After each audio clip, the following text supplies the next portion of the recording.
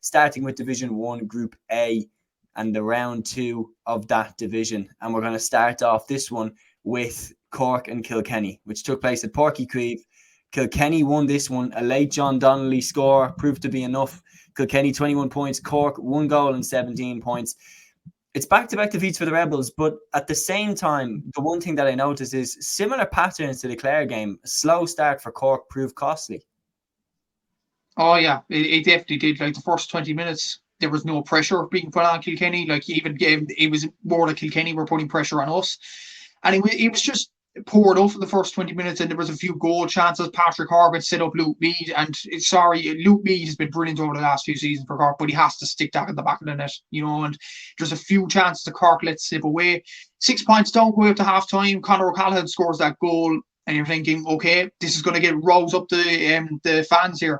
And you have Shane Barr performing well in the second half, Conor Lehan, but ultimately it was just too late. And Kilkenny, they made mistakes in the second half, but they dealt with them. That was the difference. And John Donnelly obviously getting that late score, Adrian Mullen as well. And even in the shooting stakes out of the whole game, Cork only converted 43% of their shots, which we talk about the Limerick game last year in the Munster Championship. And I know it's summer hurling and things, and there are differences to Allianz League and the Championship. But against Limerick, it was 77%. It went down to 43 against Kilkenny. It's a slight worry for Cork. I will say that needs to be fixed up towards the Championship, because we need the figures that we got against Limerick to compete, not the figures we got last night. And that was the main thing with that. And would I be worried about the hurlers as I am with the footballers last week? I probably wouldn't, because when you look at the team, we're without Darragh Fitzgibbon, we're without Kieran Joyce. There's a few other players. Alan Connolly's another big example who I forgot last night, who is a goal getter. And I think once he gets back into the team, that's going to be massive. Patrick Horgan, look, I think he's probably the best man to go into the full forward line. You look at Ben Cunningham, wasn't even there last night. He didn't play for UCC, the Fitzgibbon obviously last week either. So I don't know, is there an injury there? Eaton Toomey came on late at midfield. I think Pat Ryan is still trying to find his starting 15 there. And I still think there was good performances like Patrick Collins in goal. We talked about Brian Saunderson maybe coming in. Patrick Collins produced a brilliant save for Waterford last night. So, like, there's positives there. 2 defeats is not ideal, but when you look at the next 3 games for Cork, Wexford in no particular order, Wexford, Offaly, and Waterford, that should be maybe 5 points out of 6 minimum out of them 3 games. So I think there's still reason to be optimistic from a Cork fan. From a Kilkenny point of view, yeah, good performance in the first half. Adrian Mullen in particular was outstanding in this game. Owen Cody was very, very good. And Kilkenny seemed to have motored well, and I think Derek Ling would have been absolutely delighted with the results, and the fact they've got 3 points over the possible 4, it's a good start for them. Yeah, no question about it. And look, players like Mikey Carey coming back into the team, great to see him back. Shane Murphy in the halfback line, very, very impressed with him. Like, it was a good day out for them. And the one thing as well, when you're referencing about the footballers and the hurlers, is with the hurlers, they've lost to Clare and Kilkenny, 2 teams that you could argue are as close a contender to Limerick that there is in the country. Like, they are actually the last 2 teams to beat Limerick in championship hurling. So it's not the worst to lose to those. Whereas Cork in the football side, Donegal, they got annihilated and then lost to Louth. Like, so it is a lot more worrying, those results, than these ones. They are still dining at the top table in the hurling. And as you said, they still have some top class players to come back in there. And I'd be interested to see how, players like Ben Cunningham and everything like that do fit into the team as the year goes on. Look, in this game as well, Cork did fight back. The goal from Conor O'Callaghan, Conor Lehan levelled it up. And it is one of those things that, look, Pat Ryan, there's positives there to take from it. How do you think his mindset will be going into that game? Because now that Waterford have lost to Clare, there's a lot on that game now.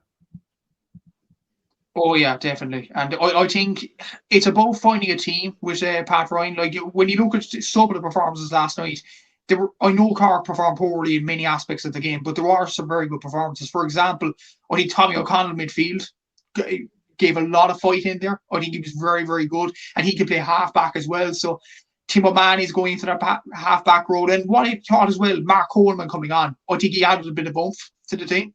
And I think he'd be suited to that number 7 role. Obviously, Kieran Joyce is the obvious candidate for number 6. Noel O'Leary's a good player, but I think he needs to move back to cornerback. I think that's his ideal position. Sean O'Donoghue probably stays there as well. Full back, will we go Owen Roach or will we go down the road of Darragh O'Leary? Like Darragh O'Leary, I think needs more minutes as well from Watergrass Hill. He's a very, very good hurler. I thought at the start of the season, Brian Saunderson in goal would have been the obvious choice, but Patrick Collins, I know puckouts need a bit of work, and that's obvious the thing with him trying to challenge the likes of the Limericks and the Clares of this world. But shot stopping ability last night, Patrick Collins was very, very good. Darragh Fitzgibbon obviously fits into midfield. Conor Lehan, there's a bit of flack about him over the last few seasons, but he scored 4 points from play last night. He was very, very good, very lively. Conor O'Callaghan, who usually plays as a defender, to get up and score that goal, showed a bit of class from him. You still have Alan Connolly to come back. Jack O'Connor didn't even come off the bench last night. Patrick Horgan's obviously there. What would worry me though is a player that I've been banging on about for Cork to maybe think about as being the main player, and he didn't state that claim last night, Shane Kingston. He scored nothing last night, and I think he's in a bit of a rut at the moment. And even there was a goal chance in the second half where Shane Kingston, maybe 1-2 years ago, would have stuck away past Owen Murphy. But last night, it was very, very poor, and I think maybe he needs a time out of the team to recuperate, maybe to get a bit of form going. Shane Barrett actually added a lot when he came on. Brian Hayes, I don't know what's the problem with him. Will he come back into the team as well? Sean Toomey showed a bit of fight as well. Robbie O'Flynn, hopefully Robbie, that injury last night isn't as bad as made out in many ways. Like, he got a really nasty injury against Limerick last year, and it affected his whole season basically.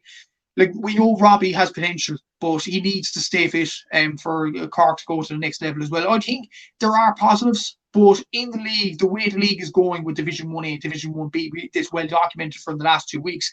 I think Cork need to pick up a win in the next game against Waterford, and then against Wexford, then against Offaly. It's going to be absolutely vital that Cork get some points in the next few weeks. Yeah, no, I do agree. And like, we spoke before about the forwards, like for Cork, we said, like, if you look at Limerick, you could name the Limerick 6 forwards immediately. You know it's going to be Hegarty, Lynch, Morrissey, Casey, Gillan, Flanagan, if they're all fit.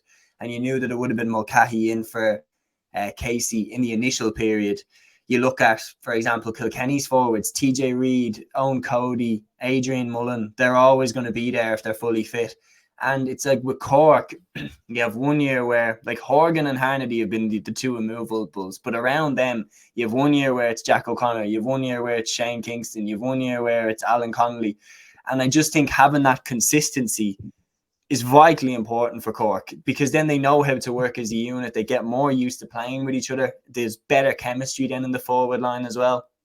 For Kilkenny, you could see that they were clicking right at the start. By 23 minutes gone, they were 12-3 ahead. And like, that was a ferocious start. Cork are a streaky team. Like, once they get going and once the confidence is up and once the tails are up, they're incredibly hard to stop. And Kilkenny actually did well to stem the tide and get the victory. And for Derek Ling, like, after failing to beat Wexford at home at Nolan Park, getting the draw there, this is a perfect response to that. It is definitely. What I will say, particularly about their first half performance, Cork were very, very poor, but Kilkenny definitely put the pressure on them. And one stat epitomised that. Out of turnovers in the opposition half, Cork got 0 in the first half, Kilkenny got 7. And they got a few scores off them as well. And they were pressing Cork to the back line and beyond. They were absolutely outstanding at that. But even in the second half, when Cork got their purple patch, Kilkenny were still shooting well. Like, overall, Kilkenny had a shot accuracy of 60%, which is actually pretty good. And Adrian Mullen himself took 6 shots and he got 5 points. And he produced a brilliant performance. And I was banged on about this for year in, year out. Adrian Mullen is probably one of the most underrated players in the country. In terms of his influence on the Kilkenny team, in terms of his shooting, in terms of his scoring, he's just an incredible hurler. Owen Cody there as well. TJ Reid, will he come in more into the team as the years go on, or the weeks go on? John Donnelly, very good performance from him as well. Owen Murphy, very good at his distribution. You have Billy Drennan coming onto the pitch as well, and he didn't slow the Kilkenny team down. He actually added more to that attack as well. And he's another consistent performer. He got a bit of an injury last year, but once he gets the full fitness back, I think he'll be an excellent player this season, really will. Cian Kenny was very good at midfield, I thought, running the show in many ways. Shane Murphy, as you mentioned at the start of the chat here, outstanding at wing back. And I think that was his first appearance for Kilkenny, so very, very good performance from him. Mikey Casey obviously coming back into the team. So yeah, there's a lot of positives about Kilkenny. And what I will say is, well, Hugh Lawler at full back. I know Hockey scored 9 points around that for Cork, but Hugh Lawler was absolutely outstanding. Every ball nearly Hockey got, Hugh Lawler was in front of him. And that epitomises one of the best full-backs in the country. He's just brilliant at what he does, really. He's just an incredible hurler. And there's still some more to come back for Kilkenny. So a lot of people are writing them off, saying that Clare will be the closest challenges to Limerick, possibly Cork, because of the youngsters that they have in the team, and the likes of Hoggy and Kingston and all them. I'd say don't write off Kilkenny just yet. There are some very good hurlers in the team. Derry Ling's a good coach. You still have excellent forwards like Billy Drennan, TJ Reid, Owen Cody, Adrian Mullen, and they are not going to go away. Yeah, no, they definitely won't. And like, look, there's an element of kind of poetry in the GA, whether you want to admit it or not, that always leads to certain teams getting the opportunity to stop teams from doing 5 in a row. Like Tipperary, who were the arch rivals of Kilkenny during their golden era, were the ones that, you know, met them in the final to try and stop them doing the 5 in a row. And they did. Of course, it was Kerry that had to play Dublin in the 2019 final to try and stop Dublin doing their 5 in a row. And I wouldn't be surprised at all if Kilkenny get an opportunity to try and stop Limerick from doing their 5 in a row in 2024. It would make poetic sense, in my opinion. So definitely don't write Kilkenny off.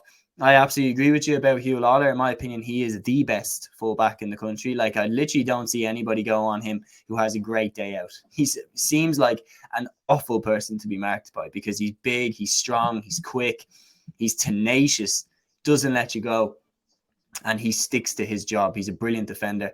And let's be honest as well, he doesn't let people get past him. This is another thing as well. He is good at the dark arts. If you get past him, he's not letting your hurl go, or he's not letting your jersey go. You are not getting through on that goal. He protects that square, and he is a brilliant, brilliant fullback. And I would have him in my team in a heartbeat.